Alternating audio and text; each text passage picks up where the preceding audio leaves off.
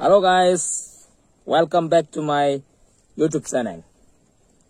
Mayam aise koire blog sem da badong asidi mayam blog ama puduna laksari am nungai ba amna tongan ba blog ama yeng ba views mayam na yam nungai ga video ama puduna laksari ai bodi ai gi marup si Rocky mayam ma je ai na khoi gi ima hai ri ba isai si khoi gi cover song oi nai na khoi sok tok tok pa tare mayam rip apsal laga ado mayam isai si kamai tauge hai ba do mayam ingmiu sai je ai tauge rakke Gaya.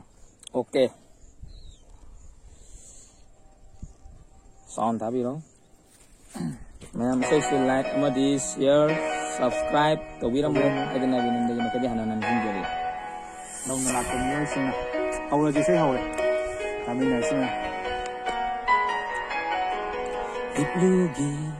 pirando sinkaranu imma niwandraba warido nimsinglanu nama Itlugi pirando sinkaranu imma niwandraba warido nimsinglanu nama Awabaningay ba malemdi Tanghali ba sunangi Urat na matam sinanga Wazarat li ba ima Ima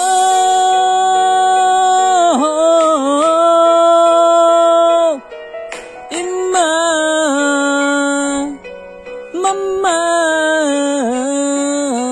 Ima the water That's the rock to the witty to the disc to the witty to the tongue to the left to the tang dang to the left to the witty to the drop to the get to the witty to the drop to the dark to the pi masan pi mana tung ba izai ni how to the inma to the walk to the dark to the get to the back to the nina la isin ing mana lu ba ing ni inma lumbu saba isin ni lu ga ni inma ko the west to drop to the get to drop to the witty to the pi masak pa ba ko the pa ta pi you to the last to drop to the witty to the drop to the wala ka stop to the wala ka let gas to